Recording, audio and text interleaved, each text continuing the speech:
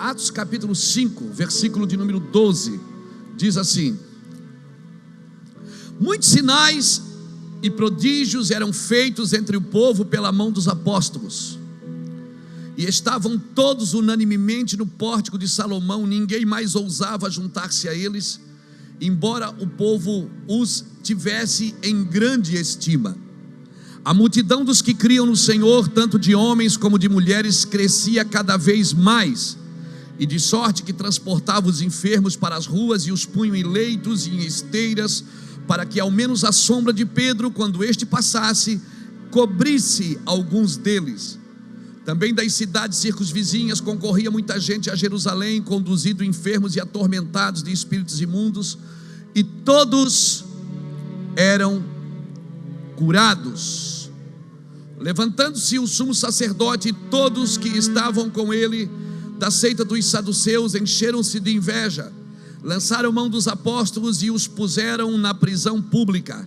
Mas de noite um anjo do Senhor abriu as portas da prisão, tirou-os para fora e disse: ide, apresentai-vos no templo e dizei ao povo a mensagem completa desta nova vida. Algumas traduções diz toda a palavra desta nova vida. Algumas traduções diz toda a escritura.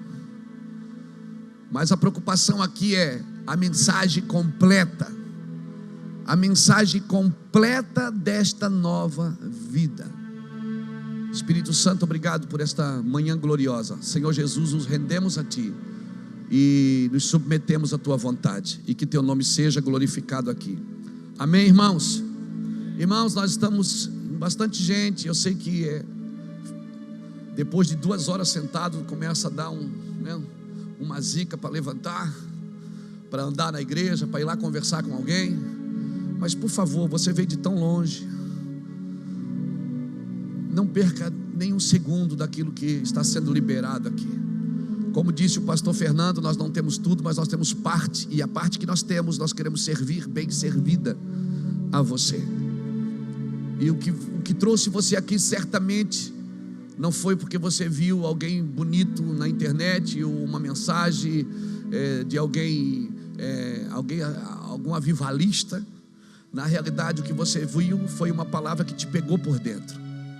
Isso mexeu com a sua estrutura e tirou você da sua casa, fez você entrar num avião, num carro, num ônibus, e trouxe você aqui. Você gastou dinheiro para estar aqui, você gastou tempo para estar aqui. Então, se Deus trouxe você aqui, tem um propósito, e nós não queremos perder o propósito. Vamos ser pontuais. Depois a gente conversa, depois a gente conta os casos, depois a gente vai até no banheiro se precisar. Mas agora esse momento é muito importante, que aquela palavra que começou a pegar você na internet, porque nós somos para a internet só por causa de uma palavra de Deus. Em 2009, ali atrás, a igreja era ali no pavilhão de trás, e Deus falou conosco: invista em internet, porque eu vou trazer o Brasil aqui. E nós começamos a fazer isso, debaixo de muita pressão, sem recursos. Você pode ver, você está numa igreja simples, com as cadeirinhas simples, com os pastores muito simples, e nós estamos aqui só para servi-lo. O nosso encargo é tocar você. O nosso encargo não é dar nada para você e não anular o que Deus te deu. O nosso encargo não é dizer para você: para tudo que você aprendeu, joga tudo no lixo e agora nós temos a verdade. Não. O nosso encargo é ajudar a desenvolver o que você carrega, ajudar naquilo que você já tem, porque se Deus não te deu, ninguém pode te dar. Se Deus não te deu aqui, nós não podemos te dar.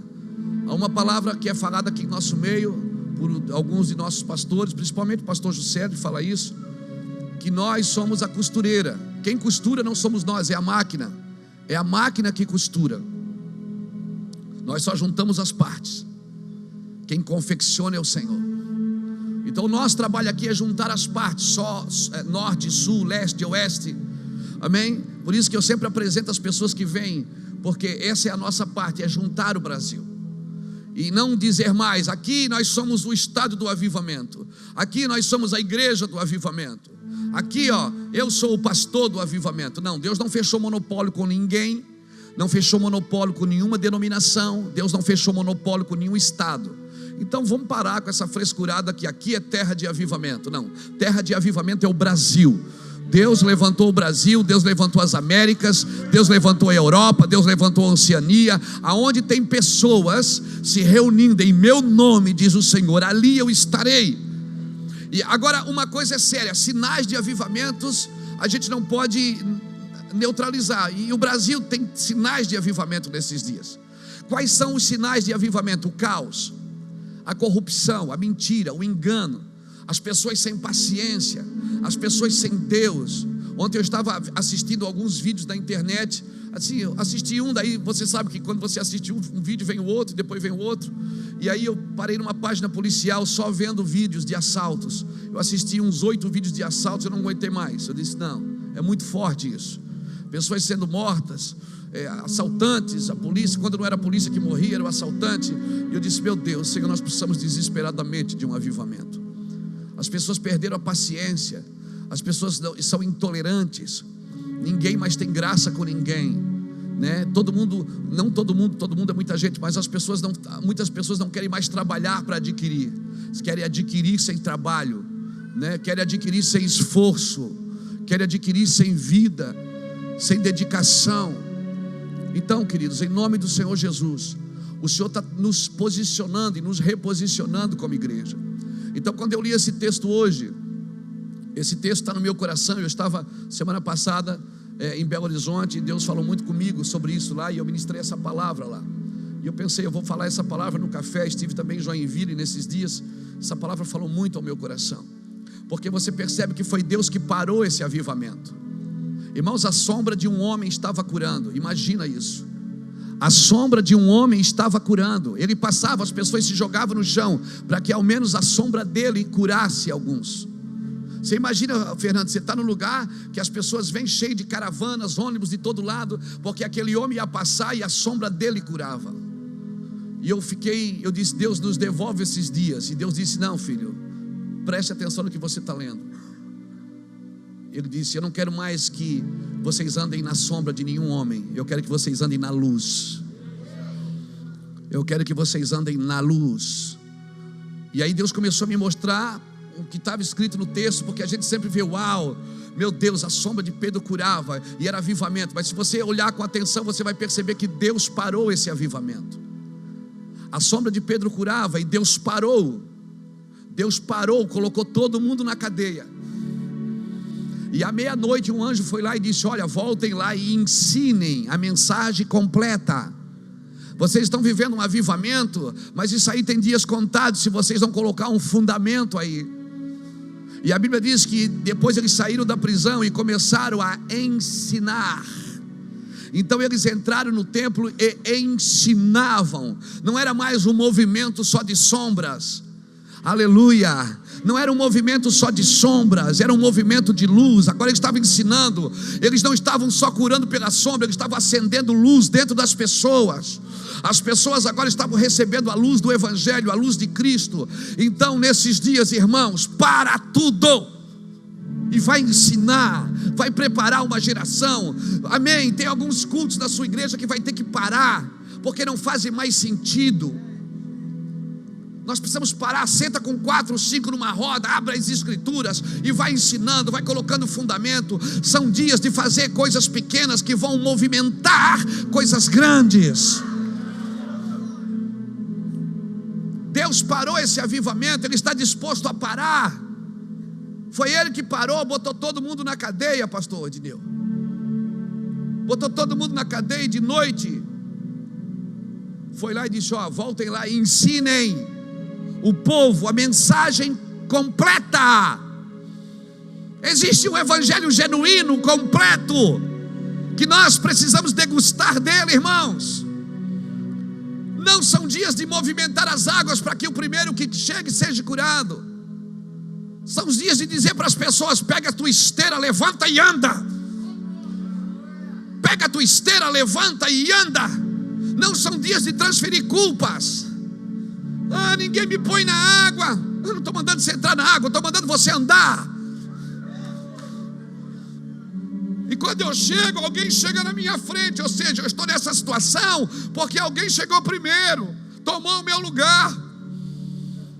Estamos sempre escondendo as nossas falhas nas falhas dos outros, escondendo a nossa incapacidade na incapacidade dos outros. São dias de assumir, irmãos, se responsabilizar e dizer: eu me arrependo, Senhor. Eu me arrependo, Senhor. Eu vou viver um evangelho de arrependimento, um evangelho de pureza. Eu vou me arrepender todo dia. Nós rejeitamos as folhas de figueira, Senhor. Nós queremos a tua glória. Aleluia. Se a gente não parar para ouvir o clamor da terra, nós não vamos corresponder às expectativas do céu. Viu?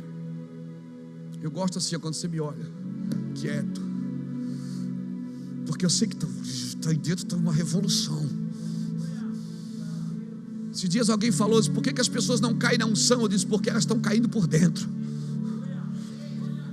Deus está derrubando as pessoas por dentro. Elas ouvem o evangelho e dizem: põe a mão na cabeça. Meu Deus, o que é isso? E quando a glória vem, não precisa mais de uma mão empurrando você no chão. Você mesmo se joga, porque você está debaixo da glória de Deus. Você não aguenta mais ficar de pé. Ah, meu Deus, você não aguenta mais ficar de pé diante da glória de Deus. Nós temos estudado a história da igreja. Nós deveríamos estudar a realidade da igreja. Vamos estudar a realidade, porque se nós não ouvirmos o clamor da terra, não corresponderemos às expectativas do céu. Há uma expectativa no céu, pastores. Deus colocou a igreja aqui para transformar o lugar. Há uma expectativa. O Davi falou aqui: só a igreja pode tirar os órfãos das ruas, irmãos. Você tenta pelo jeito que tem que ser, leva 10 anos. Você estende a mão diante de Deus: Deus, eu vou adotar. Senhor, eu sou pai espiritual, eu vou ser pai adotivo, eu quero. Deus vai na frente, abrindo o caminho, quebrando as correntes, tirando os espinhos.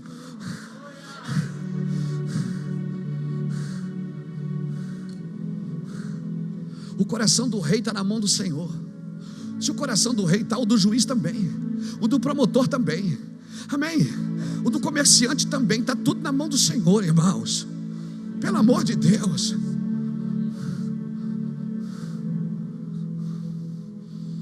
Nós temos que mudar as realidades que estão ao nosso redor. Hoje, quando nós chegamos para o café, uma senhora bateu ali na porta, uma senhora cristã, uma mulher bem vestida, arrumada, com a criança na mão, disse: pastor, eu sei que não é o dia, eu sei que hoje é o café dos pastores, mas eu estou na minha casa e meu marido está desempregado, pastor, e ele não conseguiu um emprego fixo, e a gente está passando algumas necessidades. Eu só queria uma cesta básica. Falando comigo assim, irmão, nos S's: pastor, eu só queria uma cesta básica. O senhor pode me arrumar uma cesta básica para me dar o que comer aos meus filhos, até meu marido? Porque nessa hora o marido sempre desespera e a mulher vai para a rua, né? Não é assim? O marido desespera mais fácil, a mulher não. Ela disse: eu vou dar um jeito. A mulher, por isso que foi ela que viu o túmulo aberto a primeira vez.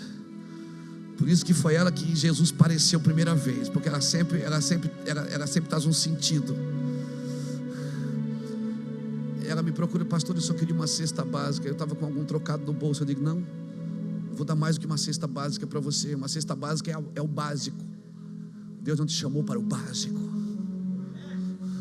Eu tirei o dinheiro que eu tinha no bolso. Eu não estou falando isso para você achar que eu sou bonzinho, não. É porque você precisa ler os momentos que Deus está dando oportunidade. É como se Deus estivesse dizendo para mim: você vai subir ali agora e você vai pregar, o Brasil todo vai te assistir. Mas isso não adianta se você não está cuidando das pequenas coisas ao seu redor.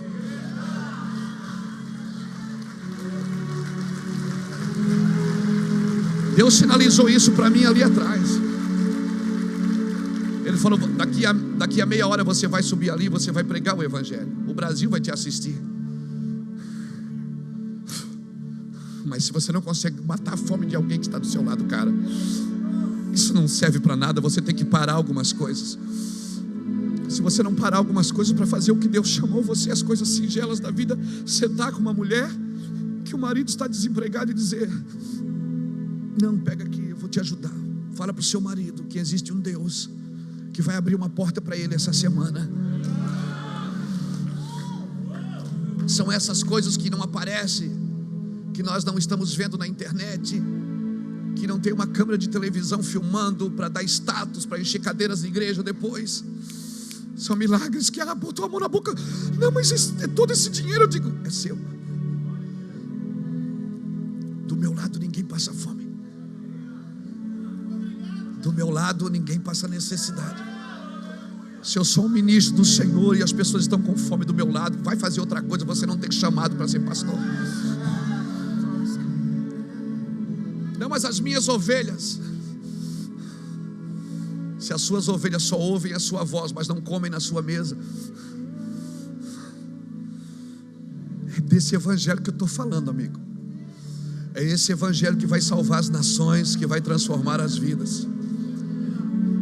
Eu estou disposto a gastar dinheiro com gente. Eu estou disposto a gastar tempo com gente. Gente que quer ir para a eternidade. Gente que quer ver Jesus de perto. Eu não quero só fazer sombra, não. Eu quero acender luzes dentro das pessoas, que elas sejam transformadas. Por isso que eu não consigo, irmãos, lidar com pessoas que buscam honra para si. Por isso que eu não consigo lidar com pessoas que só pensam no seu umbigo, que tem que ser empurrado para fazer as coisas para Deus.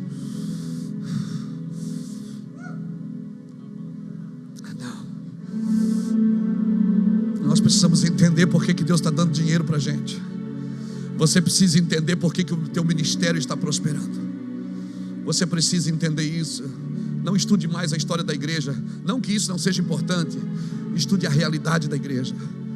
Estude nesses dias a realidade e diga: Deus, como que eu posso me transformar numa igreja profética e deixar de ser patético, Deus? Esse é o problema. Se nós acharmos que tudo que acontece ao nosso redor é demônios, nós vamos achar que precisamos de libertação e não de arrependimento. Nem tudo que acontece ao nosso redor é demônios, cara. Nós precisamos nos arrepender. Você gasta 300 reais, que 300, 800 reais num tênis. E pessoas da sua rua estão passando fome. E você não vem falar de evangelho para mim não, porque esse evangelho eu não conheço.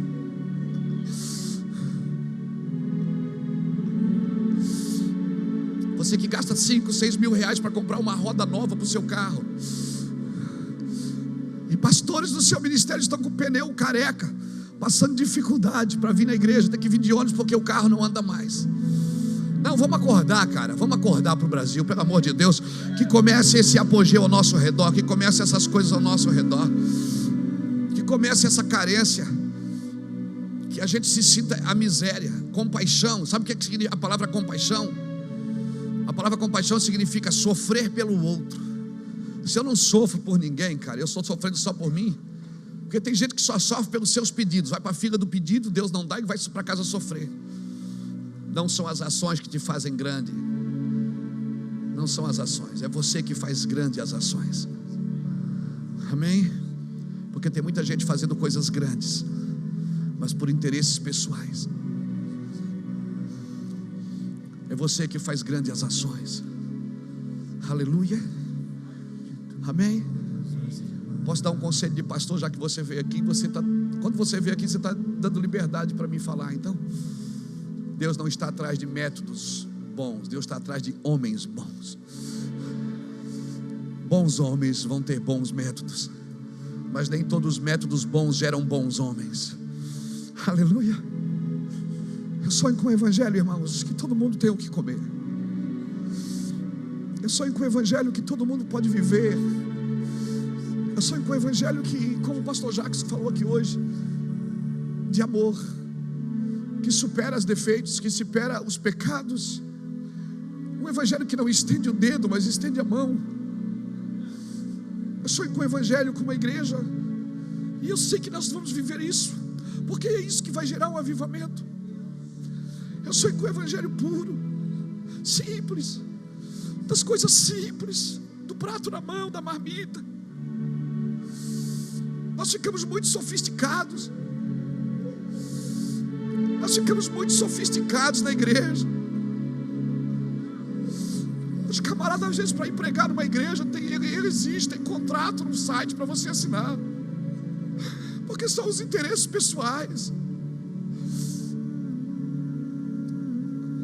Ninguém mais faz nada por amor. Sempre o que eu vou ganhar com isso? Quanto vou lucrar com isso? O Senhor está parando esse desfile que só faz sombra. O Senhor está parando esse desfile que só faz sombra. Tem alguém comigo aqui dizendo: Senhor, acende uma luz dentro de mim, por favor. Servo de todos os irmãos, eu quero ser. Servo de todos os irmãos, eu quero ser. Servo de todos os irmãos, que ele cresça, que eu diminua, que ele apareça, eu me constranja com a sua glória, todo o seu amor. Eu libero essas palavras, que o Rio Grande do Sul vai viver esse evangelho, que Santa Catarina vai viver esse evangelho, que o Paraná vai viver esse evangelho, que Minas vai viver, que São Paulo viverá, que o Rio de Janeiro viverá. Aleluia. Eu declaro que o norte do Brasil, o nordeste vai viver, que o Distrito Federal, Everaldo, vai viver. Tem homens de justiça lá no Distrito Federal. Nós declaramos que as Américas viverão esse evangelho. Um evangelho simples, homens leais. Homens leais. Eu não estou falando só de fiéis, eu estou falando de leais. Porque o homem fiel cumpre o contrato, mas o leal não precisa nem de contrato. O leal, ele não trabalha para cumprir regras, ele trabalha para honrar. E quando eu falo de leal, sabe de quem eu lembro? De Paulo. Irmãos, Paulo foi com Silas amarrado em praça pública e chicoteado. Depois que ele foi chicoteado, é que ele falou que ele era romano, para Silas não apanhar sozinho. Depois que ele foi chicoteado, ele disse: vocês fizeram uma besteira, eu sou romano. Silas tinha apanhado sozinho, se ele falasse antes, mas não usou do seu cargo, não usou do seu título, não usou da sua credencial para se isentar do problema dos outros. Não, se você vai apanhar, eu vou apanhar com você. Se você vai receber, eu vou receber com você. Se você vai chorar, eu vou chorar com você. Depois que ele foi marcado, ele disse: eu sou romano. Aí os magistrados botaram a mão na cabeça e disseram: uau, o que a gente fez? Batemos, por que você não falou antes? Vou deixar meu amigo apanhar sozinho? Não, nós somos amigos. Você olha para a corrupção do Brasil, deputados, senadores que são amigos há mais de 30 anos, agora quando eles estão depondo, eles não conheço. Isso é um coração corrupto. E é essa desgraça que Deus está derrubando nessa nação. Deus vai levantar homens leais, vai dizer: eu conheço sim, é homem de Deus, é mulher de Deus, mas ele caiu, eu vou ajudar ele a levantar. Não conheço, não tem aliança. Está caído ou não tem aliança? Caído, eu vou ajudar e botar no ombro, nas costas.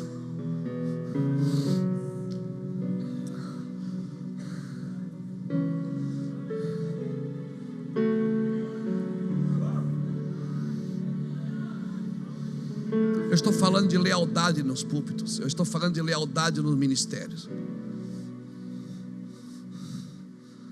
Lealdade é quando meu amigo está mal, eu pego o copinho da ceia e o pão e vou ceiar com ele.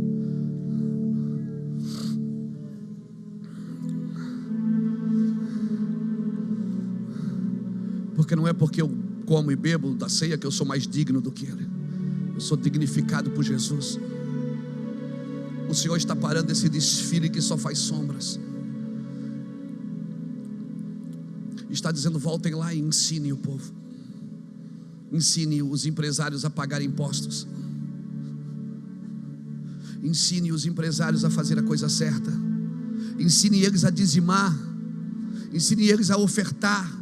Ensine eles que a sua empresa é um negócio do Senhor, e foi o Senhor quem deu. Não ponha alguns trocados no seu bolso e isente eles das responsabilidades. Ensine os pastores a cuidar das suas famílias. Não, mas eu estou no ministério, quem quiser vir, vem. Não, leva junto.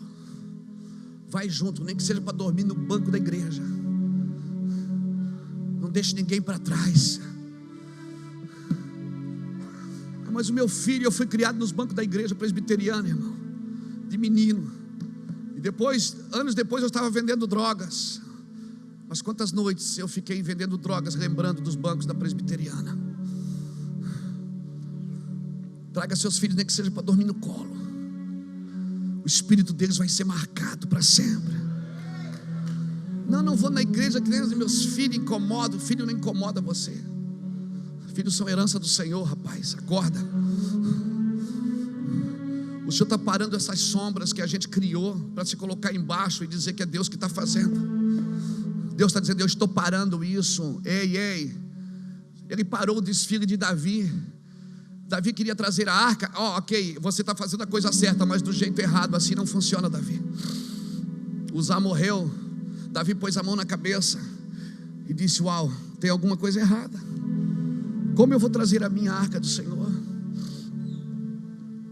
Homens leais, irmãos, que não vão fazer a obra de Deus de qualquer jeito. E quer saber o que eu penso, o que eu acho? Deus vai ter que tirar o ministério de alguns para trazê-los de volta ao ministério. Tem algumas pessoas que Deus vai ter que tirar o ministério para devolver o ministério. Tem algumas pessoas que Deus vai ter que tirar. Por quê? Ei, o diabo não quer matar você. Crente morto é crente vitorioso. O diabo quer cansar você, para que você desgoste do que está fazendo, para que você seja insatisfeito pelo que você faz, para que você vá para a igreja no domingo praguejando os irmãos, para que você não faça mais nada com amor, com ternura.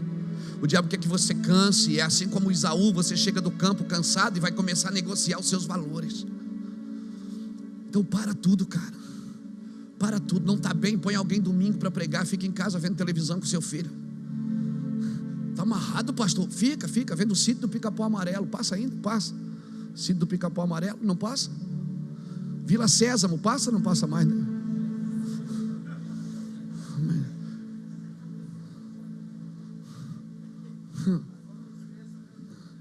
Fica vendo. Do que você está num púlpito de uma igreja com o microfone na mão e a sua casa indo para o inferno. Vamos para tudo, irmãos.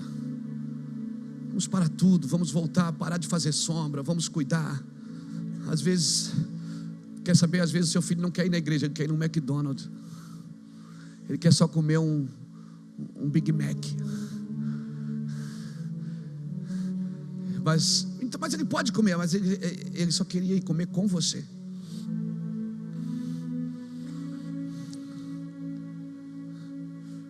Nós precisamos priorizar.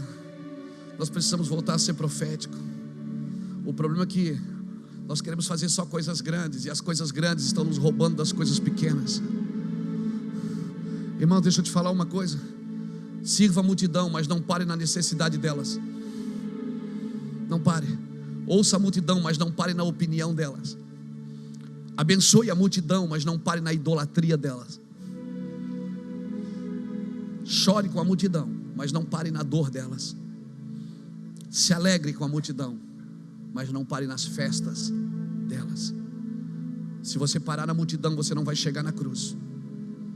Nós estamos lidando hoje com uma igreja frustrada, porque quando ela não cresce, ela frustra. Quando ela não arrecada o suficiente, ela frustra. Quando ela não cumpre a meta, ela frustra. E quer saber, é Deus que está nos frustrando, para que a gente volte para uma realidade espiritual. Nós estamos lidando com frustrações. Estamos tentando levar a arca de qualquer jeito para a presença de Deus.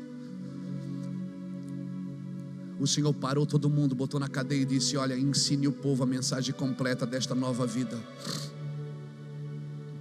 Amém? Por favor, vamos fazer coisas pequenas. Faça um café na sua casa, convida aquele cara. Faça um almoço na sua casa, convida aquele cara. Às vezes os pastores vêm aqui, a gente se preocupa sempre em só abraçá-los. Eles não querem mais uma mensagem, eles querem só alguém que toque-os. Não é, Ricardo? Eu sei o que é isso. Às vezes a gente só quer ser tocado por alguém. Às vezes tem pastores que vêm aqui, eles estão tão feridos. Eles trazem dinheiro, trazem ofertas, trazem isso, trazem aquilo, e querem saber como é que eu faço. Nada. A gente só quer amar você. A gente só quer tocar você. A gente só quer dar alguma coisa para você. Alguns eu levo na minha casa para tomar café, para almoçar. Eles dormem lá em casa às vezes. Eles ficam assustados, acordam no meio da noite. Essa semana um pastor ficou na minha casa de madrugada, 3 horas da manhã, que estava andando que nem um zumbi dentro do apartamento. O que foi, irmão? Eu não consigo dormir, pastor, porque muita... Vai dormir, irmão. Pelo menos deixa a gente dormir. Porque a pessoa fala com você na internet, você responde, ela diz: ah, meu Deus, o Senhor responde. O que era para ser normal ficou tão anormal no nosso meio, que quando um pastor responde uma ovelha, ela diz: ai, ele me tocou, ai, eu vou cair na unção.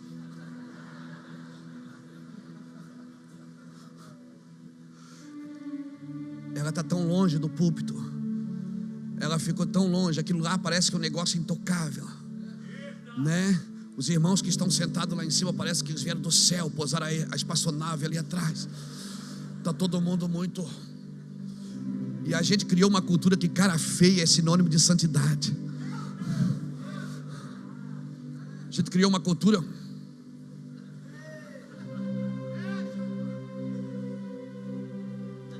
que a gente tem até medo, os irmãos chegam. Às vezes tem gente que chega perto de mim e diz assim: pastor,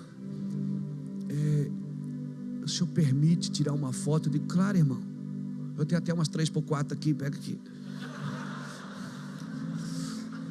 Porque eles estão... É tanto medo dos homens.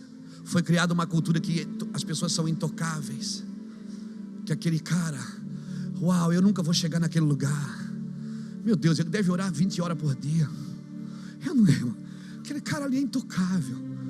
Ele nem solta pum. Esse cara, ele não vai no banheiro não, irmão. Negócio dilui dentro dele. Ele diarreia, ele nunca teve uma diarreia.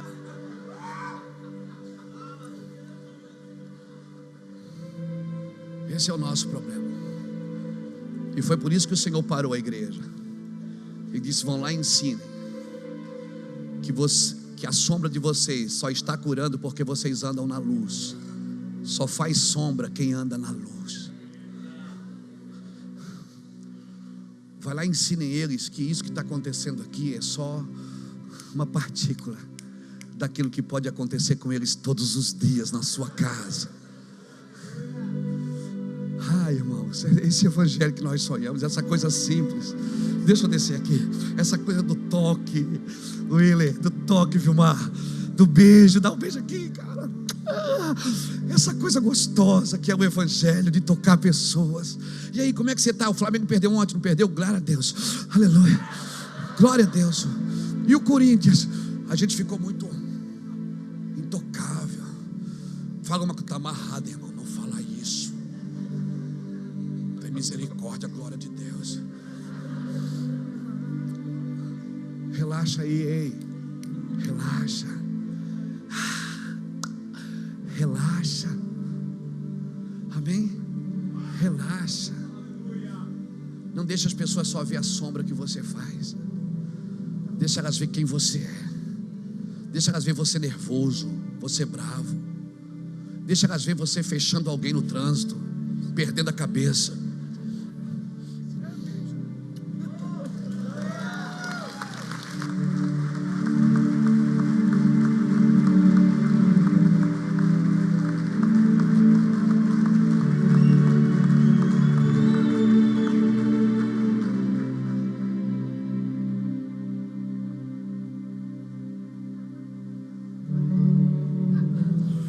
Eu sonho com o tempo, irmãos, que você não vai precisar dar nada para um homem de Deus para chegar perto dele. Eu sonho com o tempo que você não precisa comprar amor, comprar relacionamento. Eu sonho com o tempo que não vai ter troca de favores. Eu vou te ajudar só porque eu quero. Não é porque você vai me convidar depois para ir na sua igreja e vai me dar uma oferta. Eu sonho com um tempo que os pastores não vão estar à venda. Eu sonho com um tempo que esses meninos não vão mais parar na sua frente e dizer: transfere a unção. Vamos dizer: me dá seu lenço que eu quero chorar. Que as pessoas não vão correr para a igreja atrás da unção, elas vão querer a glória. Elas querem a glória de Deus. Porque a unção, irmãos, é só uma habilidade. Quando acabar esse culto, a unção vai embora. Mas a glória que você vive, ela é presencial, ela é diária. A glória, ela revela você. Deixa as pessoas verem que você é gente, porque daí elas não vão criar expectativas em você. E aí elas vão ser menos frustradas. Pastor, mas se elas verem a minha fraqueza, elas vão embora. Que vão. Porque quem não suporta a minha fraqueza não pode ficar comigo para celebrar minhas vitórias.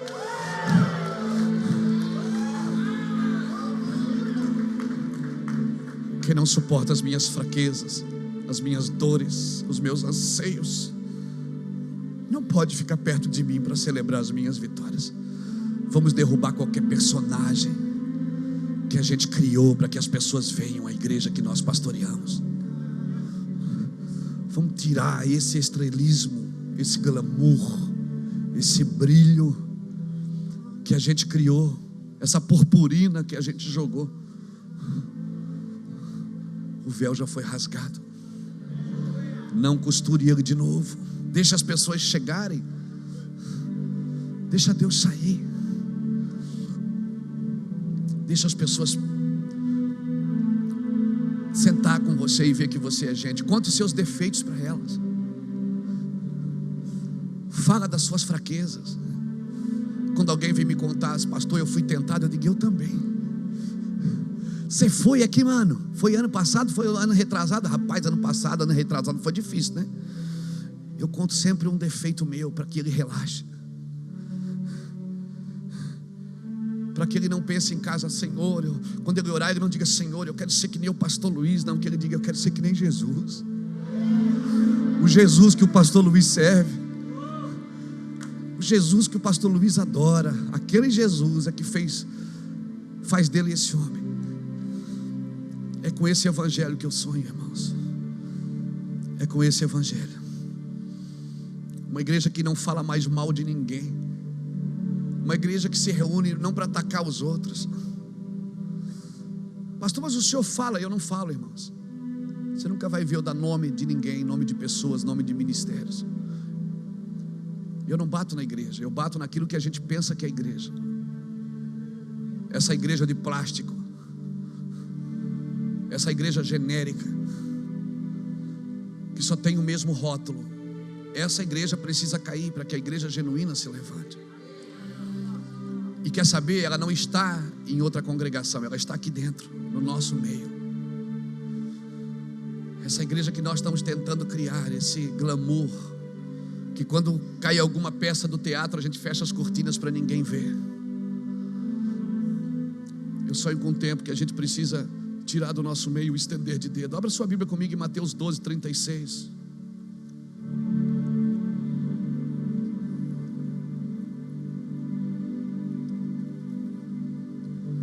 Quero ser como criança e te amar pelo que és. Voltar à inocência. Leva-nos de volta a esse lugar, Senhor. E acreditar em Ti, somente acreditar em Ti. Mas às vezes sou levado pela vontade de crescer.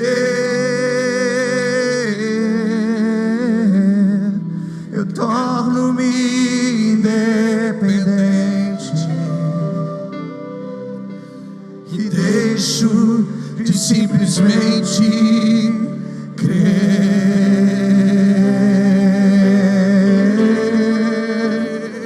Te clamamos esta manhã que não posso viver longe do teu amor,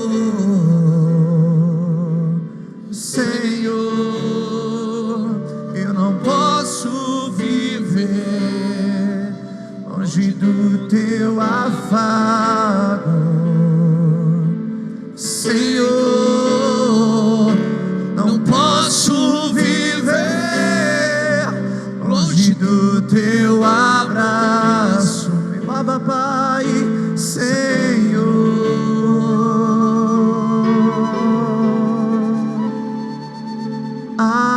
Abraça-me,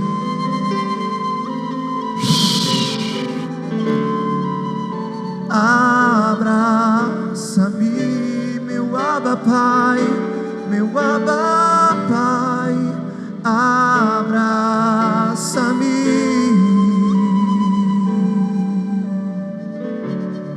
com os teus braços de amor. Mas às vezes sou levado. É isso. Pela vontade de crescer e torno-me independente e deixo de simplesmente crer. Quero voltar a crer na suficiência da tua presença, Senhor. Não posso viver longe do teu amor, Senhor. Eu não posso viver longe do teu afago, meu Abba Pai, Senhor.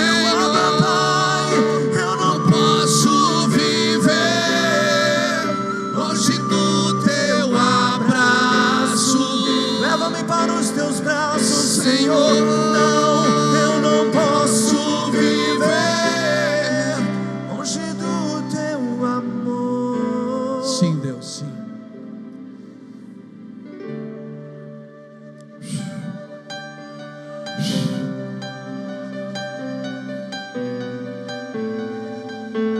Ele está aqui. Ele está aqui. Ele está aqui, irmãos.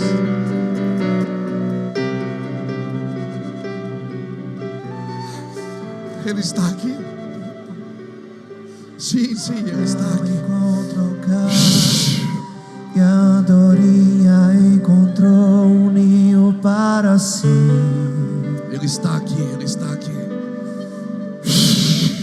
Eu encontrei os teus altares, Senhor. Ele está aqui. Ele está ajeitando o nosso interior. Ele está organizando o nosso interior. Ele está nos organizando para aquilo que está por vir. Ele está nos preparando, estruturando para que o peso da sua palavra não nos desestruture.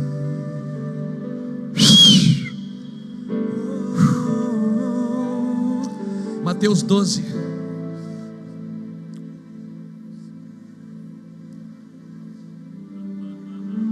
Mateus 12, 33 diz assim: ou fazei a árvore boa o seu fruto bom, ou fazei a árvore má o seu fruto mau, pois pelo fruto conhecereis a árvore. Raça de víboras, como podeis vós dizer boas coisas sendo maus? Pois do que há abundância no coração, disso fala a boca. O homem bom tira boas coisas do seu bom tesouro, e o homem mau do seu mau tesouro tira coisas más. Mas eu vos digo que de toda palavra frívola que os homens proferirem, hão de dar conta no dia do juízo. Pois pelas tuas palavras serás justificado, e pelas tuas palavras serás condenado. Quem conhece aquela versão, a mensagem? Você tem a mensagem? Eu vou ler aqui para você na versão mensagem, uma versão bem poética. Olha o que ela diz: se vocês crescerem como uma árvore saudável, irão produzir frutos saudáveis. Mas se a árvore for doente, os frutos serão podres. Os frutos nos revelam a verdade sobre a árvore. A mente de vocês parece um ninho de cobras. Como dar crédito ao que dizem, já que estão tolos? É o coração e não o dicionário que dá significado às vossas palavras. É o coração e não o dicionário que dá significado às vossas palavras.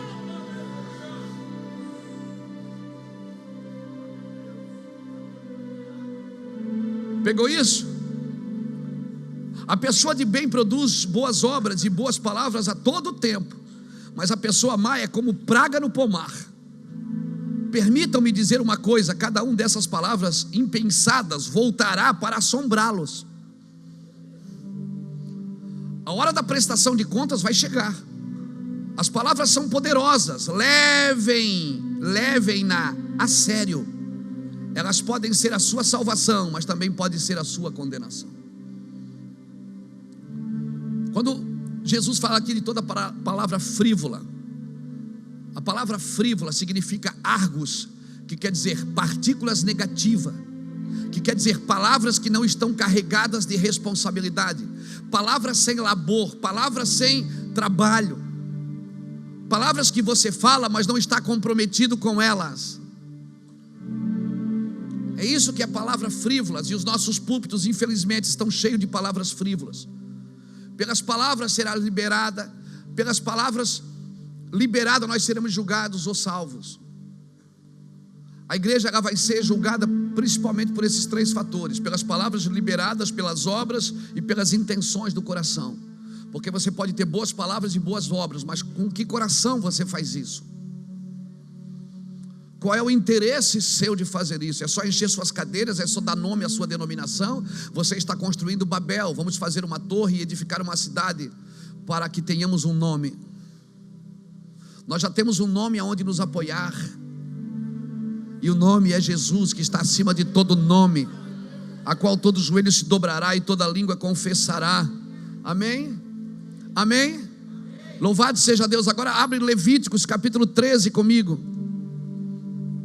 Por que eu estou falando sobre isso? Porque esse Deus está nos tirando das sombras.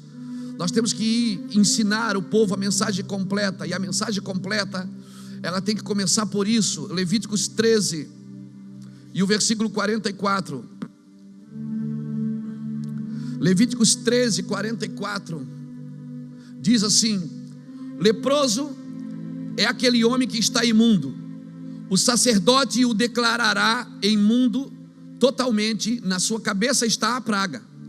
Também o leproso em quem está a praga andará com as vestes rasgadas e a cabeça coberta e o corpo e os cabelos soltos, mas cobrirá o bigode e gritará: imundo, imundo. Será imundo todos os dias em que a praga estiver nele. É imundo e habitará só, e a sua habitação será fora do arraial, quando houver praga de lepra em algumas vestes de lã ou de linho. Você já viu que a Bíblia diz o seguinte, preste atenção nisso. A Bíblia diz assim, que Jesus curava os enfermos e limpava os leprosos.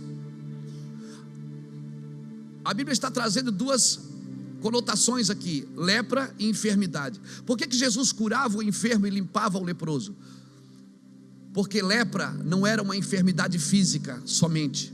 Por isso que o leproso não ia no médico, ele ia no sacerdote. Era uma doença espiritual. Quem discernia se o cara estava leproso ou não era o sacerdote, não o médico.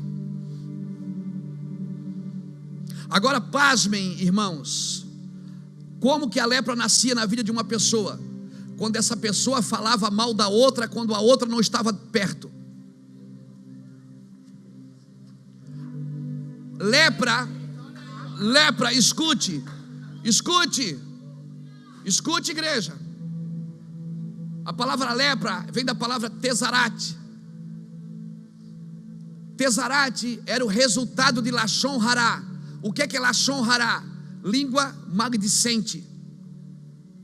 Pessoas que falavam mal das outras quando essas pessoas não estavam perto. Por isso que Miriam ficou leprosa, lembra? Lembra que Miriam ficou leprosa? Lepra não é uma doença só carnal, uma doença na carne, uma doença espiritual. Por isso que há entre vós fracos, doentes e muitos que dormem, porque vocês não discernem o corpo de Cristo. Vocês não entendem o que é a igreja. Quando deveriam estar um cobrindo o outro, estão um falando mal do outro.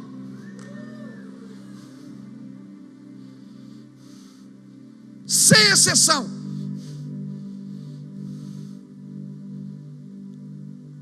Piquet Avot é a ética dos pais judeus.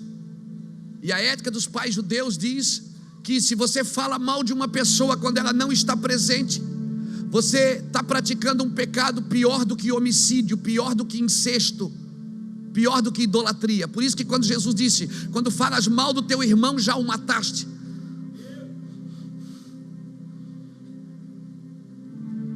Por isso que há entre vós fracos, doentes e muitos que dormem. Porque a igreja deveria ser um lugar de um cobrir o outro, mas a gente só faz sombra. O Senhor está parando e dizendo: olha, ensine o povo a mensagem completa. Igreja é um lugar de vida. Mas quando chega principalmente no culto de ceia, que a gente sabe que aquele irmão pisou na bola. Por que a gente sabe que ele pisou na bola? Porque ele deve ter aconselhado com alguém e já vazou.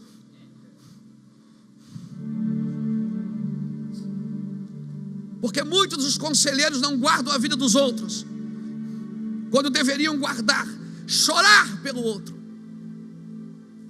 Não conte suas mazelas a fofoqueiros.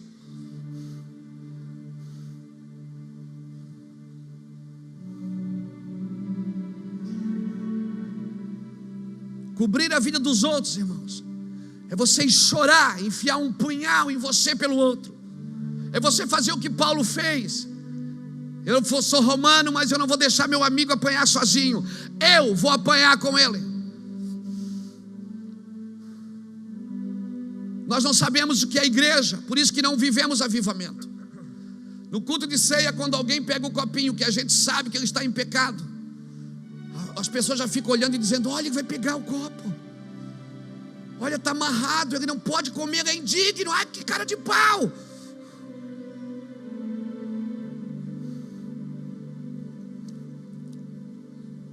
Ceia não é uma mesa de condenação, é uma mesa de perdão. Se eu sei que ele pecou, eu deveria ceiar com ele. Eu deveria trazer ele de volta para a comunhão. Dizer: pega aqui um pedaço do meu pão, meu irmão. Porque, mas irmão, eu pequei, eu errei. Mas se um membro do corpo padece, meu irmão, todo o corpo padece. Eu quero padecer com você agora. E eu vou chorar e eu vou jejuar por você até Deus te levantar. Eu não vou ficar torcendo para você cair. Eu não vou ficar torcendo para você dar errado. E em muitas denominações, infelizmente, as pessoas torcem para o outro cair para tomar o lugar dele. Torcem para o outro pecar para tomar o lugar dele. Em muitas denominações. Deixa eu te falar, Lashon Hará vai cair em nosso meio, na igreja brasileira, em nome de Jesus. Porque o Senhor está levantando uma geração, irmãos, de intercessores que vai se levantar pelo pecado dos outros e vai chorar pela vida dos outros e vai pagar um preço. Jesus, o meu Jesus, sabe o que o meu Jesus disse, Zé? Ele disse assim: como eu dei a minha vida por você, assim deve você dar a sua vida pelo outro. Porque se você não está dando a sua vida pelo outro, você é só um evangélico, você não sabe o que é ser filho de Deus.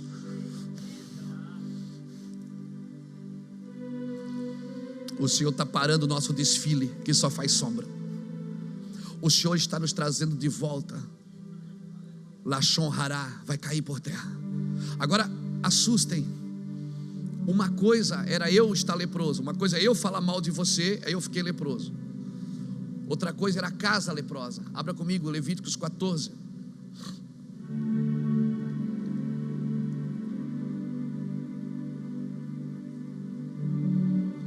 E pastor, por que o leproso tinha que viver só?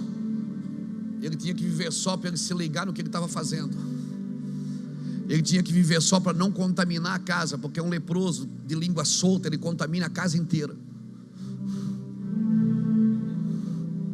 Um leproso de língua solta, ele tem que viver sozinho mesmo. Ele tem que morar sozinho e ficar sozinho, porque ele contamina a casa inteira. Por isso que o Senhor disse que ele tinha que sair do arraial.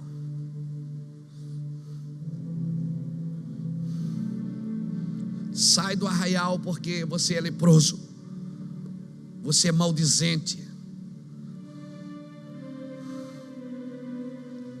Então ele ia viver sozinho, ir lá sozinho. Ele caía em si e dizia: vai ver, essas pessoas não são tão erradas, é errada que sou eu, porque quem está leproso sou eu e não elas.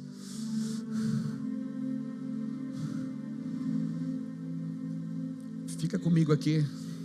Fica aqui comigo. Olha o que diz Levíticos 14, versículo 33.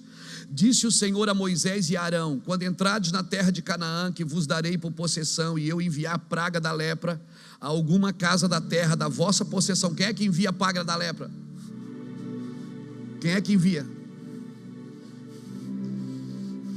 O Senhor está dizendo assim: foi eu que causei isso em você, porque você é falador, você é maldizente, você é maledicente.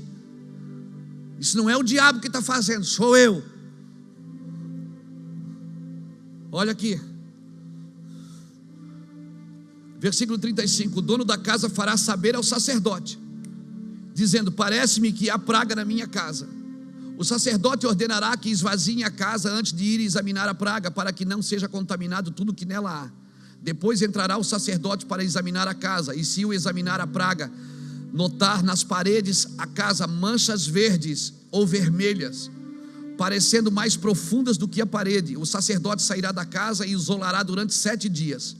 Ao 7º dia o sacerdote voltará, e se constatar que a praga se instalou nas paredes da casa, ordenará que arranquem as pedras e que estiver a praga, e que as lancem fora da cidade num lugar imundo. Fará raspar toda a casa por dentro, e o pó da raspagem será lançado fora da cidade num lugar imundo. Depois tomarão outras pedras e as porão no lugar das primeiras, e a casa será rebocada outra vez com as argamassa. Mas se a praga tornar a brotar, depois de arrancadas as pedras e da casa ter sido raspada e rebocada, o sacerdote voltará para examiná-la. Se a praga estiver estendido na casa a lepra maligna, a casa está imunda, portanto será demolida. A casa e suas pedras e sua madeira, com tudo que tem, tudo será levado para fora da cidade, e o lugar será imundo. Escute, nesses dias Deus não está derrubando, não está só permitindo que alguns irmãos em nosso meio fiquem leprosos por causa da língua maledicente. O Senhor está derrubando casas, porque a praga já está instalada na casa. A praga da mentira, da fofoca, do engano, do disse que não disse. Irmão, por que é tão difícil cada um cuidar da sua vida? Sabe aquela pessoa lá na sua congregação que vive espalhando contenda, vive se metendo na vida de todo mundo? Dá um gato para ela. O gato tem 7 vidas, deixa ela cuidar das 7 vidas do gato. Aí ela não cuida mais da vida de ninguém. Irmão, toda pessoa que senta na minha frente só para falar mal dos outros, eu não ouço mais. Eu estou ouvindo quem quer falar mal de si mesmo. Seu Luiz, eu preciso de ajuda, cara, eu estou assim. Vem cá, dá um beijo. Vamos cuidar do seu coração. Eu cuido do seu, você cuida do meu. Mas pessoas que só querem falar de você, da vida dos outros, não ouça mais. Enfia o dedo no nariz e diz: cala a boca, irmão, para você não ficar leproso. Cala a boca. Irmãos, você tem que entender que a igreja, ela precisa passar por esse lugar, irmãos. Deus está demolindo algumas casas, Deus está parando alguns avivamentos, alguns desfiles que só fazem sombra, Deus está parando. Você percebeu como é que Deus parou essa casa? Agora 1 Pedro, capítulo 2, versículo 4 e 5, não precisa ler não, olha aqui para mim, eu vou dizer para você. Está escrito assim, ó: nós somos pedras vivas, edificadas como casa espiritual. Então a minha casa não pode ter mancha vermelha, mancha verde. Se eu sou uma pedra que edifica uma casa espiritual, não uma casa de confusão. Tem pedras que estão edificando uma casa de confusão. Tira essas pedras, irmãos. Tira essas pedras. Coloca dinamite, explode essa parede. Mas Deus não vai edificar uma casa, irmãos, onde umas pessoas não guardam as outras. O ímpio não vai permanecer na congregação do justo. E quem é o justo? Que foi justificado por Jesus e que está justificando os outros, não que está sendo justiceiro. A igreja não precisa de justiceiro, ela precisa de justiça, tzedakah, justiça de Deus. Não é alguém que faz umas coisas boas e acha que é melhor do que os outros. É alguém que mesmo fazendo coisas boas se coloca abaixo dos outros. Vós que sois fortes, sede paciente com os fracos. Que haja em vós o mesmo sentimento que houve em Cristo Jesus, que sendo Deus, não tomou por usurpação ser igual a Deus, mas a si mesmo se esvaziou, tomou a forma de servo, foi obediente até a morte, e morte de cruz. Mas Deus lhe deu um nome que está acima de todo nome, a qual todo joelho se dobrará, e toda língua confessará que Ele é o Senhor. Aleluia! Se você sabe mais, se coloque embaixo para servir. Se você tem mais, se coloque embaixo para servir. Se você pode mais, se coloque embaixo para servir. Se você aparece mais, se coloque embaixo para servir. Fundamentos. Não vai para cima só para fazer sombra, vai para baixo. Não vai para cima só para fazer sombra, vai para baixo. Você é fundamento. Vamos lá no texto da nossa mensagem. Atos capítulo 5. Para a gente entender o que está escrito ali, ó, coisa linda. Por isso que há entre vós fracos, doentes e muitos que dormem, porque não discernem o corpo. Você está na igreja, mas está doente. Vai para a fila da bênção e não é abençoado. Faz campanha para ser curado e não é. Passa luta. Veja bem, eu não estou dizendo que toda enfermidade é causa disso. Tem pessoas que estão doentes e vão morrer doentes. Eu estou dizendo que há entre nós falta de poder para curar esses doentes, porque a língua é muito maledicente. Muito maledicente. Quando alguém aparece doente em nosso meio, irmão, eu fiquei doente em 2005, fiz 2 cirurgias, usei bolsa de colostomia, foi gente da minha casa enfiar o dedo no meu nariz e mandar eu confessar pecado. Pastor, confessa, porque o irmão pode até morrer por isso. Esse irmão que fez isso comigo já morreu, já está na eternidade. Jesus recolheu ele. Ele foi lá tentar achar problema em mim. Esse é o problema. Você sempre conversa com as pessoas procurando o problema nelas, quando o problema está em você.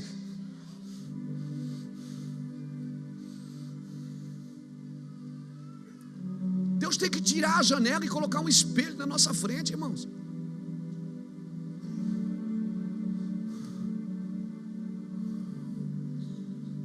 Olha o que diz a Bíblia: muitos sinais e prodígios, versículo 12, quando nós começamos, eram feitos pela mão dos apóstolos. Estavam todos unanimemente no pórtico. Ninguém ousava juntar-se a eles, embora o povo tivesse grande estima. Mas aumentava o número de crentes. Está escrito aí? Agora você veja que loucura. A igreja crescia, mas ninguém se juntava a eles. As pessoas tinham medo de ir na igreja. Temor. Embora o povo tivesse grande estima, amava a igreja, mas ele tinha medo de ir no culto. Por quê? Porque Ananias e Safira tinham acabado de morrer na hora da oferta. Você imaginou Ananias e Safira? Eu fico imaginando no outro domingo, quando o Pedro disse: vamos fazer nossos dízimos, e todo mundo: não, está amarrado, não vou lá na frente não. Eu fico imaginando o culto do domingo seguinte. Não é? Quando Pedro disse: irmãos, quem vai ofertar à noite? Ninguém levantou a mão. Ananias e Safira tinham acabado de morrer. Será que Deus vai ter que matar alguém em nosso meio para a gente voltar a ter temor, irmão? Será que vai ter que acontecer desgraça no meio da igreja para a igreja voltar a acordar? Por que a gente não se converte pela glória, tem que se converter pela dor? Será que a gente não pode ir para casa agora fazer uma lista de coisas que a gente está fazendo de errado e parar de fazer? Será que a gente não pode ir para casa agora listar algumas coisas, algumas atitudes que nós precisamos mudar para que a glória volte para o nosso lar? Em vez de tentar consertar as pessoas, consertar os nossos. Evangelho tem a ver com você e depois através de você. Não tem a ver com você, não tem a ver através de você sem antes a ver com você primeiro, querido. Irmãos, Ananias e Safira tinham acabado de morrer, ó. entrou um temor na igreja. Temor. Eles tinham medo de ir no culto. Embora o povo tivesse grande estima, ninguém ousava juntar-se a eles. Eu sonho com isso, irmão. Que a gente cria um lugar de temor. Não somos justiceiros, mas que a gente eleve o nível para um lugar de Deus tão forte, irmãos, que as pessoas que venham caminhar perto de você, perto da gente, elas tenham temor de estar junto, porque só o fato de estar junto já tem que gerar temor. Agora, por que Ananias e Safira morreram? Abre aqui comigo Atos dos Apóstolos, capítulo 4. Ananias e Safira morreram por culpa desse cara aqui, ó. Capítulo 4, versículo 36. Então José, chamado pelos apóstolos de Barnabé, que significa filho da consolação, levita, natural de Chipre, possuindo uma herdade, vendeu e trouxe o preço e depositou aos pés dos apóstolos. Sabe por que Ananias e Safira morreram? Por causa desse cara aqui, ó. Por causa do Zé. Por quê? Porque ele era um levita. Eu pergunto para você: levita tinha herança na terra? Quando Barnabé começou a perceber que a glória de Deus começou a invadir a cidade, ele olhou para a sua herança e disse: eu não posso ter isso, não foi Deus que me deu. Isso aqui não foi Deus que me deu. Como ele era um levita, levita não tinha herança na terra. Ele abriu mão daquilo que não foi Deus que deu para voltar para Deus. Então se preparem para abrir mão de algumas coisas que não foi Deus que te deu, para poder voltar para a verdadeira herança. Levita não tinha herança na terra. Deus disse: eu sou a vossa porção. E agora a Bíblia está dizendo que um levita de Chipre vendeu a sua herança. Sabe o que ele estava dizendo? Uau, a glória desceu. Eu não posso ter uma coisa na minha mão, na minha casa, que não foi Deus quem me deu. Eu vou colocar isso tudo nos pés dos apóstolos. Eu não posso ter uma coisa que não foi Deus que me deu. Por isso que muitos ministérios estão sendo empurrados com a barriga, porque estão trabalhando com uma coisa que não foi Deus quem deu. Pegou isso no seu espírito? Pegou? Quando Barnabé fez isso, ele elevou o nível de justiça. Quando ele elevou o nível de justiça, logo em seguida Ananias e Safira morreram. Por quê? Porque ele foi e vendeu a sua herança, vendeu tudo e colocou aos pés dos apóstolos. Ananias e Safira reteram uma parte. O problema não está em você reter uma parte. O problema está em você entrar na fila de quem está dando tudo. O problema não está em você reter uma parte, é em você ter aliança com quem dá tudo. Por isso, se você quer reter uma parte para você no ministério, vai andar com quem está retendo uma parte. Esse aqui não é o seu lugar. Esse lugar aqui, todo mundo está dando tudo. Tudo do seu tempo, tudo dos seus recursos, tudo dos seus sonhos, tudo da sua vida, tudo do seu suor, tudo da sua lágrima. Se você quer reter uma parte e ter uma parte só para você, não é aqui esse seu lugar. Isso vai matar você no caminho. Nós não podemos andar com quem dá tudo se queremos reter uma parte só para nós. Por isso que gerou temor na igreja. Por isso que só sombra não vai dar mais efeito. A sombra trouxe a gente até aqui. Só que agora ou a gente acende a luz dentro das pessoas, ou a gente vai padecer. E vai padecer feio. A mensagem que nos trouxe até aqui não pode ser mais a mesma. Os trabalhos que nos trouxeram até aqui, os eventos que nos trouxeram até aqui não podem ser mais os mesmos. Pode ser até os mesmos, mas não com as mesmas essências. Cutuca alguém que está do seu lado, diga assim: chega de sombra. Nós temos que tirar, nós temos que tirar toda a idolatria da igreja.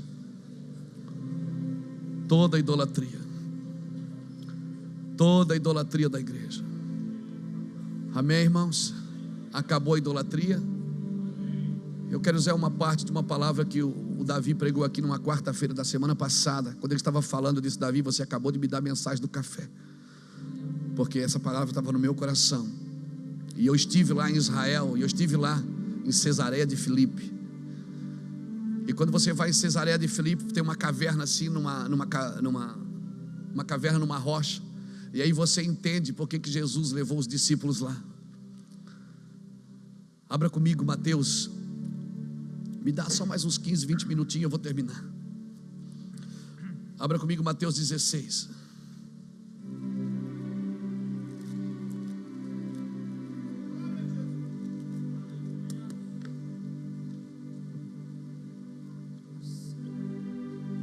Então algumas coisas precisam cair no nosso meio. Primeiro, chega de sombra. Segundo, chega de lashon hará. Chega de língua maldizente. E agora eu quero falar da terceira coisa: chega de idolatria.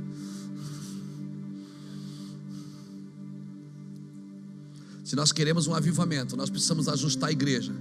Chega de sombra. Chega de lashon hará. Chega de língua maldizente. E chega de idolatria. Essa é a terceira parte que eu quero falar agora sobre idolatria. Mateus 16, versículo 13. Chegando Jesus em Cesareia de Filipe, interrogou os seus discípulos: quem dizem os homens ser o filho do homem? Respondeu-lhe: um diz João Batista, outros Elias e outros Jeremias e um dos profetas. Perguntou-lhes ele: e vós, que dizeis que eu sou? Simão Pedro respondeu: tu és o Cristo, o filho do Deus vivo. Respondeu-lhe Jesus: bem-aventurado és tu, Simão Bar-Jonas, pois não foi carne nem sangue quem te revelou, mas meu Pai que está nos céus. E também eu te digo que tu és Pedro, e sobre esta pedra edificarei a minha igreja, e as portas do inferno não prevalecerão contra ela. E eu te darei a chave do reino dos céus. O que tu ligares na terra terá sido ligado nos céus, e o que desligares na terra terá sido desligado nos céus. Aleluia. Irmão, nós tivemos lá, eu, pastor Lapa, uma equipe dessa igreja foi de pastores. Fomos em 34 pastores, nós fomos lá estudar algumas coisas. Eu sempre tive muito cuidado de ir a Israel para não voltar judaizante, para não transformar a igreja numa sinagoga. Mas eu nunca fui em Israel para adorar os lugares que aconteceu as coisas. Sempre foi para entender como aconteceu e por que foi falado o que foi falado. E nós tivemos um lugar na Itália, em Roma, chamado Templo de Panteão. E o Templo de Panteão tem um negócio assim, se for muito forte, que a gente estudou bastante. Panteão, ele era onde Roma adorava os deuses da Grécia. Era um templo redondo, com uma, como é que chamam? Uma redonda, cúpula, né? É uma cúpula, né? Uma cúpula aberta em cima assim, pega a luz do sol e não chove dentro. É um negócio extraordinário. E o Templo de Panteão, os romanos adoravam os deuses da Grécia. Quando Constantino, o pseudo Constantino, que se converteu, se é que converteu mesmo, Constantino, ele então converteu, ele mandou tirar os deuses da Grécia do templo de Panteão e mandou fazer estátuas dos personagens bíblicos e botar no templo de Panteão. Então ele só transferiu a idolatria da Grécia para os personagens da Bíblia, né? E aí começa a idolatria católica, uma transferência de idolatria, né? Grécia e em Roma. E aí você começa a estudar sobre as quedas dos países da Europa. Qual foi o primeiro país que caiu na economia? Grécia. Segundo foi Itália. O espírito greco-romano já começou a cair. Nós precisamos olhar para isso profeticamente, já coisas que já falamos há 10 anos atrás e está acontecendo. Deus está preparando o cenário para um avivamento, irmãos. Nós precisamos entender isso. Amém? E a terceira nação que tem que cair é essa idolatria gospel, porque às vezes a gente vai só transferindo, porque nós saímos do catolicismo romano por causa da idolatria. Só que a gente está adorando os pregadores, adorando os cantores que tem fã-clube na internet, irmãos. Nós estamos fazendo o que Roma fez em Panteão. Nós estamos só transferindo a nossa idolatria para um ser vivo. Alguém pode dizer um aleluia? Um amém? Mas eu não estou falando de uma foto, de um livro que você compra. Eu estou falando de idolatria mesmo, de você achar que aquele homem vai resolver a sua vida. Não, nós os pregadores, os homens, nós somos condutores, recipientes da glória, pessoas que vamos carregar a glória, e nosso trabalho é ativar. Nós criamos uma cultura na igreja de cuidado, né? Às vezes você está 30 anos expulsando o mesmo demônio da mesma pessoa.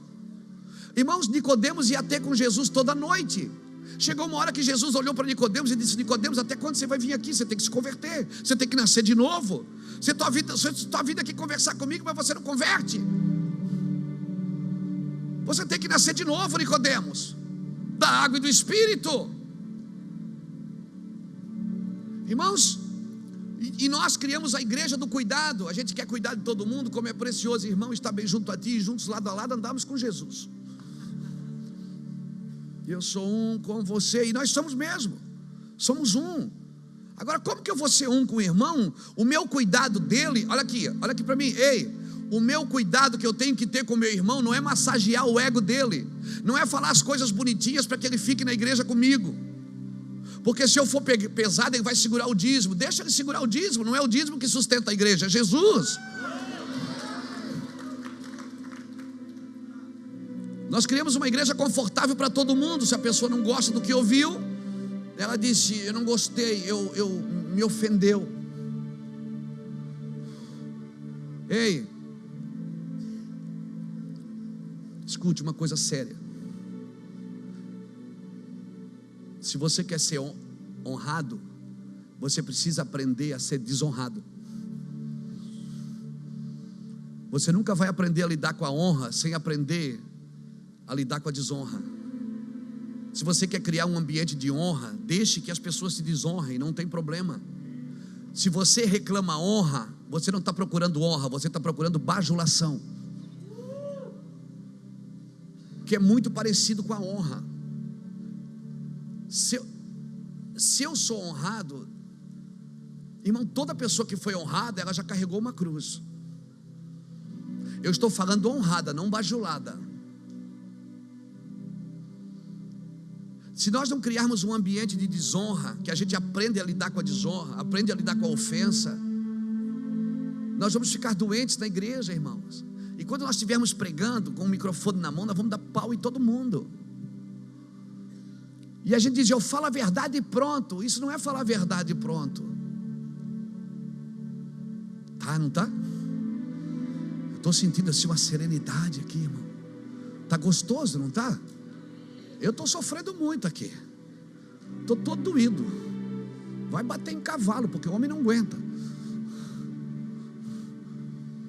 Se a gente não aprendeu a lidar com a desonra, como é que a gente vai aprender a lidar com a honra? Aí qualquer palavra fere, qualquer atitude fere. Irmão, se não houver atrito, pérola, ela é formada no atrito. Amém? Tem que ter atrito, gente. Não crie uma igreja livre da pressão, livre do confronto. Essa igreja livre de confronto é uma creche, não é uma igreja.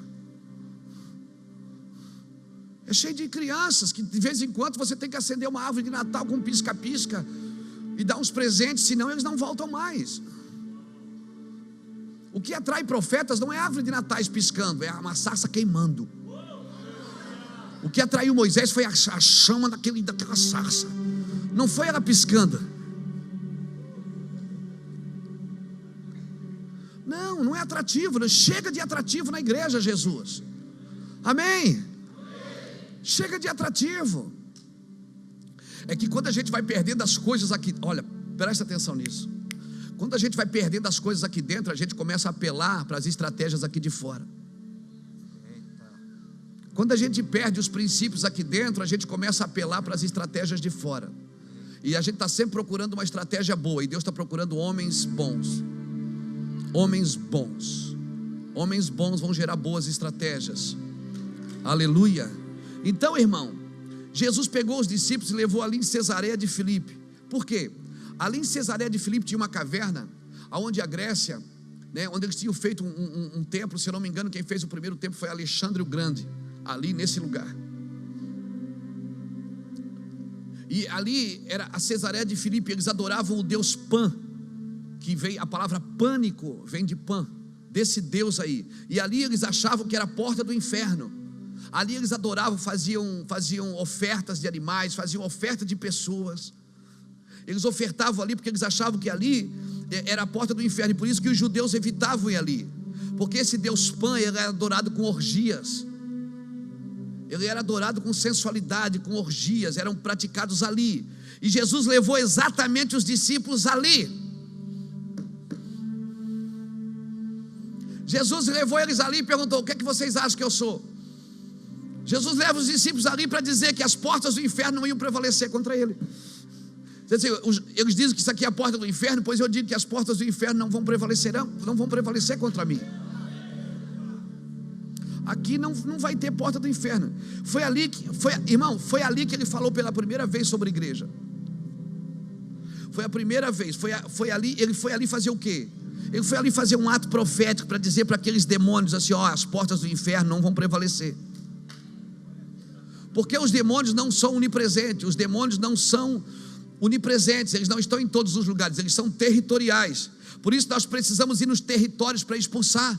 Mas não, a gente se fecha no domingo na igreja e a gente quer expulsar o demônio dos crentes. Nós temos que ir expulsar os demônios dos territórios, porque quando aquele crente vem e ele é liberto, quando ele volta, aquele demônio que está no território pega ele de novo. Nós temos que ir lá nos territórios, amém? As portas do inferno tem várias portas, por isso elas são territoriais. Jesus disse as portas. Ele falou no plural, as portas do inferno. Por quê? Porque os demônios são territoriais e há várias portas. E neste lugar nós fomos lá, tem uma grande caverna, e Jesus disse assim: sobre esta pedra eu edificarei a minha igreja. E a caverna é dentro de uma pedra. E o negócio é fantástico. Jesus ele apontou para a pedra e disse: sobre esta pedra aqui. Ele não está dizendo sobre aquela ali que eu vou edificar a minha igreja, é sobre esta aqui. Irmãos, Alexandre o Grande colocou aqui os deuses, esse deus Pan, que eles adoravam na mitologia grega. Antes do Alexandre o Grande, os fenícios adoravam aqui Baal, no mesmo lugar. Nesse mesmo lugar os fenícios adoravam Baal. E o deus Pan, segundo a mitologia grega, ele é a metade cabra e a metade homem. Ele ficava no caminho, segundo a mitologia, para assustar as pessoas. Para assustar, escuta, que coisa linda isso. As pessoas falando lá, eu viajando, porque a minha cabeça é profética. Então o cara estava falando, explicando, e eu já estava viajando, escrevendo outra coisa. E eu disse, ele assustava, ele era metade homem, metade cabra, segundo os gregos. E ele pulava para assustar as moças novas, puras, virgens. E essas moças, muitas delas morriam. Mulher na Bíblia fala do quê? Esse capeta do inferno que está tentando assustar a igreja, intimidar a igreja, irmãos. Pular na frente da igreja para tentar distrair a igreja. Agora pasmem, Pan significa todos. Por isso que nós temos os jogos Pan-americano, que é todos. Está falando de todos. Pan significa todos. E esse era o modelo desse capeta. Intimidar. E elas morriam puras. Amor pelo medo. Tirar a pureza e elas morriam de medo. E é isso que está acontecendo na igreja. E como é que o mundo governa a igreja? Pelo medo. A igreja vê um negócio acontecendo fora, já diz, irmão, o diabo está se levantando. Ela não lê nas escrituras que tem que acontecer isso. Mateus 24 tem que se cumprir. Amém? Amém? Jesus estava dizendo, olha, o meu instrumento é amor. Quando o pastor Jacques falou de amor hoje aqui, eu estava pensando nisso. O meu instrumento aqui é de amor. Por isso Jesus levou os seus discípulos para ter uma revelação. Por isso a idolatria gera medo. Toda pessoa idólatra é uma pessoa medrosa. Mas nós não somos conduzidos pela imagem, nós somos conduzidos pela revelação. Por isso Jesus levou seus discípulos lá para que eles tivessem uma revelação. Cruz era instrumento de medo. Jesus pegou a cruz e transformou ela num instrumento de amor, de governo. Amém? Porque o amor lança fora todo medo. Agora pasmem, esse Deus Pan, esse Deus da Grécia, o que tem a ver o Deus Grécia com o nosso culto aqui? Nada, né? Mas é bom para a gente se localizar. Por que a igreja entrou na idolatria? Esse Deus Pan, ele tinha suas sacerdotisas. Sabe como era o nome dessas sacerdotisas? Ninfas, que é da onde vem a palavra ninfomaníacas. Por isso, aonde há idolatria, há imoralidade. Amém? Por isso, aonde há idolatria, há imoralidade. E aí, quando Jesus disse: o que é que as pessoas dizem que eu sou? Lá na porta daquele templo, daquela caverna, aí Pedro pulou e disse: tu és o Cristo, o Filho de Deus vivo. Ele disse: ah, Pedro, você teve uma revelação. Agora eu vou poder estabelecer a minha igreja, porque eu só posso estabelecer a minha igreja a partir de uma revelação. Ninguém abre igreja porque quer, se não tiver uma revelação. Por isso que há muitas idolatrias, porque a igreja foi aberta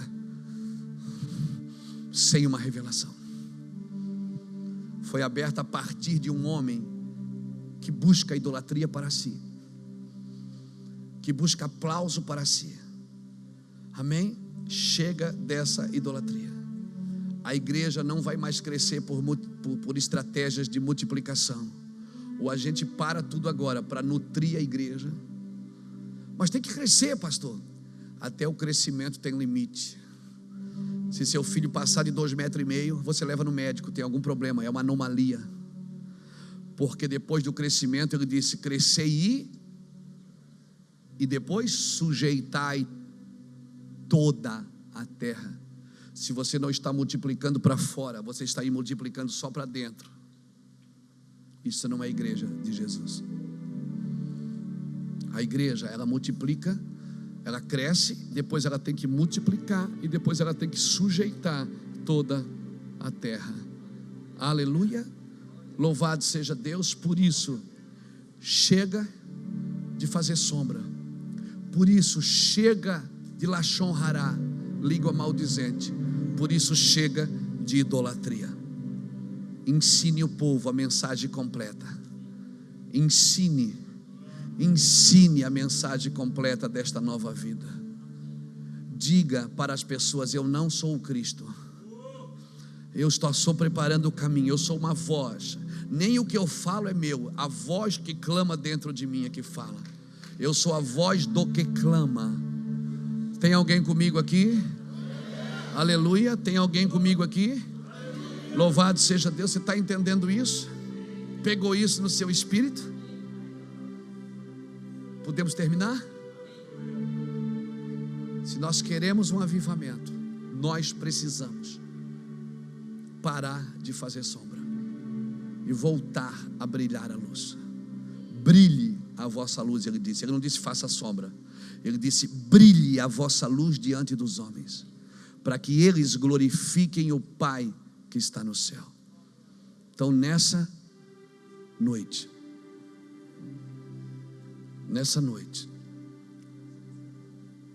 não, já amanheceu, né? Nessa manhã,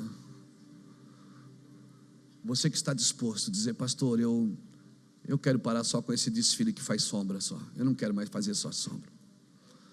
Esse movimento só de domingo a domingo, pastor, eu estou cansado disso. Eu quero alguma coisa para segunda-feira. Cara, eu quero acordar e sujar minhas mãos na segunda. Eu quero ir para as ruas, eu quero fazer algo, eu quero gastar dinheiro com gente, eu quero cuidar, eu quero tocar as pessoas, eu quero isso, eu quero aquilo. Isso é da boa.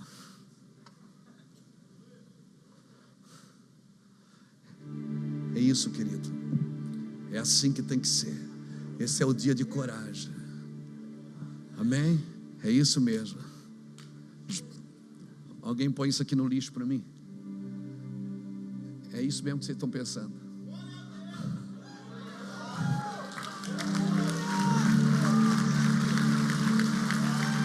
É isso.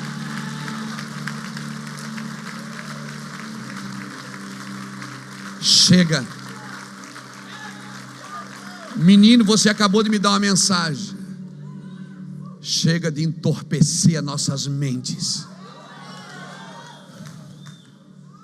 Chega de entorpecer. Menino, me perdoe por você, mas você foi usado por Deus para fazer isso. Nem sei onde você está mais, mas amém. Deixa assim. É isso que os pastores precisam fazer. Eu não quero mais nada que vai entorpecer a minha mente. Acendeu a luz, né, meu filho? Eu não quero mais nada que vai me entorpecer a mente. Eu quero estar real, eu quero ver com realidade. Tira a venda dos meus olhos. Tira a venda. Qual é o primeiro pastor que vai dizer assim: eu quero, pastor, isso? Eu não quero mais entorpecer a minha mente. Sai do seu lugar então, vem cá para frente.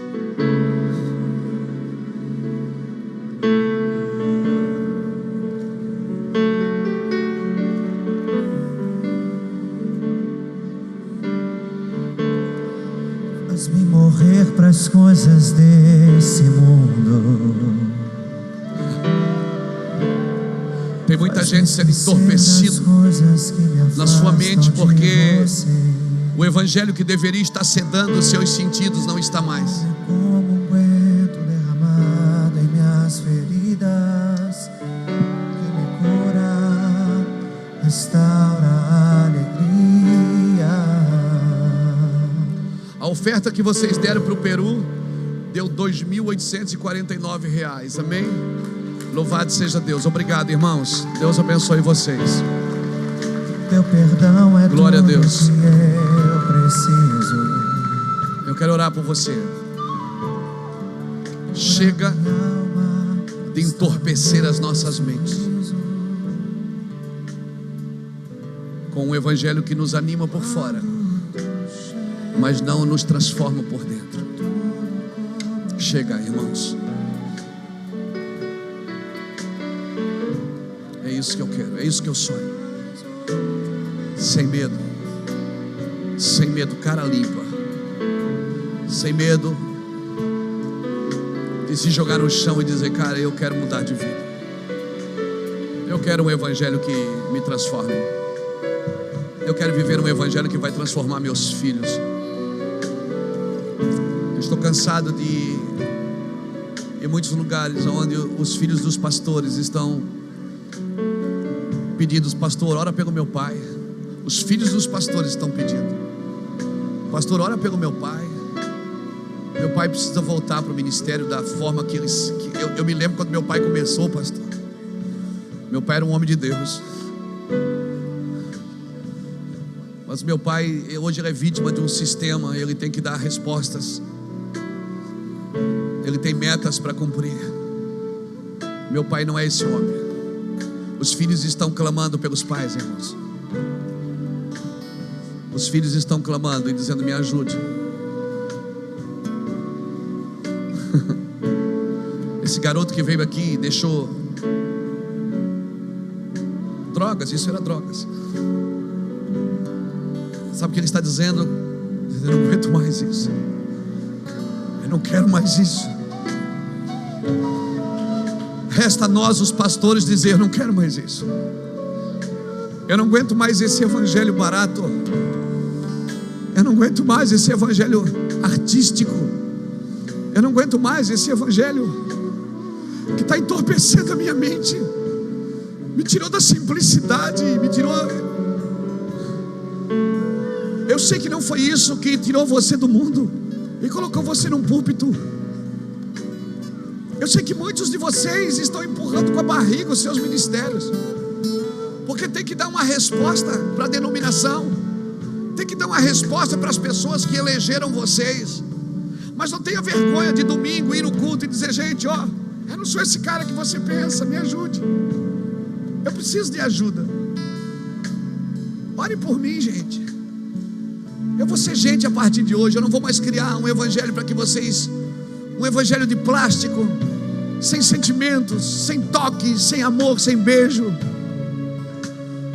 Tem pastores que quando a gente vai abraçar e beijar, eles não sabem o que fazem. Eles ficam envergonhados, envermelham, porque faz tempo que ninguém beija eles. Às vezes nem a esposa beija mais.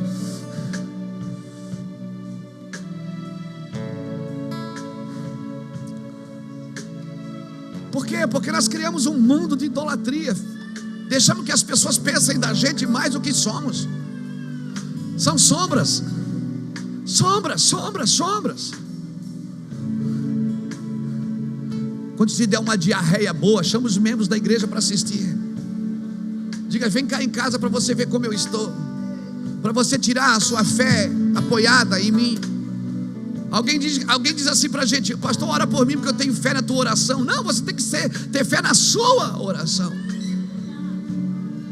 Nós oramos por um tempo, irmãos, que é isso que vai acontecer. Pastores vão voltar a chorar. Nós vamos voltar a chorar pelo Evangelho. Nós vamos voltar a abrir mão de coisas e vamos chorar pelo Evangelho. Nós vamos adorar o Senhor. E eu queria pedir aos pastores, principalmente aos pastores e pastoras, se prostrem hoje e diga: Senhor, eu não quero mais fazer sombra não. Gera temor onde eu estou. Gera temor, Senhor, que as pessoas respeitem o que nós estamos fazendo, mas que eu também respeite. Se nem você respeita o que está fazendo, como as pessoas vão respeitar? Nós precisamos respeitar o que estamos fazendo. Eu peço que os pastores se prostrem nessa manhã. Eu vou me prostrar aqui.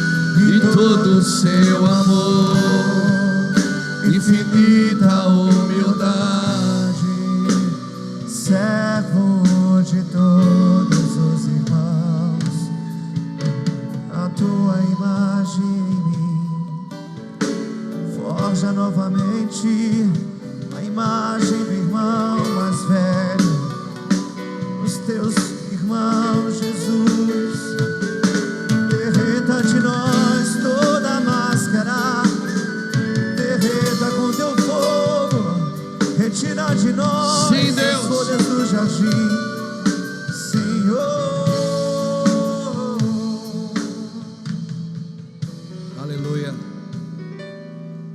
Senhor, nós oramos pela nossa geração, que a nossa geração deixe de fazer sombras.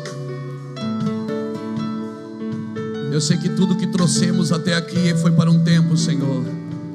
Eu sei que coisas diferentes vão acontecer. São dias de acender luz dentro das pessoas. São dias de parar os desfiles que só fazem sombras.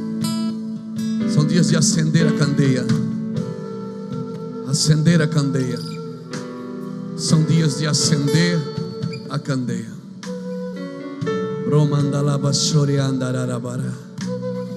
Nos rendemos a Ti nessa manhã, Senhor. Que glória, que manhã profética, Senhor. Que manhã gloriosa, que manhã cheia do Teu Espírito, Senhor. Que manhã, Senhor, que manhã é essa? Eu sei que pessoas vão sair daqui transformadas, Senhor. Seus ministérios nunca mais serão os mesmos. Guarda o nosso coração, guarda minha família, guarda minha esposa, guarda meus filhos, guarda o nosso casamento, guarda a nossa casa. Guarda-nos, Senhor, guarda os nossos pastores, porque eu sei que essas sentenças são violentas. Tire de nosso meio o Lashon Hará, Senhor. Liberta-nos de ser maldizentes. Liberta-nos de ser praguejantes. Liberta-nos de ser maledicentes. Tire de nosso meio, Senhor Deus, toda a idolatria. Traz de volta a revelação, Senhor. Aonde a revelação diz que Tu és o Cristo, o Filho do Deus vivo. Aonde pessoas não têm revelação para somente pregar, mas para reposicionar o Senhor naquilo que o Senhor já é. O Senhor é o Cristo, o Filho do Deus vivo. Traz de volta para a igreja, irmãos. Irmãos, amém? Para terminar, eu estava lendo essa semana Números capítulo 5. Depois você lê na sua casa Números 5, para identificar a gente como igreja. Números capítulo 5 diz que quando o marido desconfiava que a sua esposa estava adulterando, ele não tinha provas, mas ele desconfiava. Ele levava ela até o sacerdote. O sacerdote pegava a terra do tabernáculo e colocava dentro de uma jarra, de um cântaro, e dava para ela beber. Se acontecesse 3 coisas com ela em 7 dias, é que ela estava adulterando mesmo. A sua coxa decaía e ela começava a mancar. O seu ventre inchava e o seu semblante amargurava. E Deus começou a falar comigo sobre o que está acontecendo na igreja nesses dias. Sintomas de uma igreja adúltera. Ela está mancando.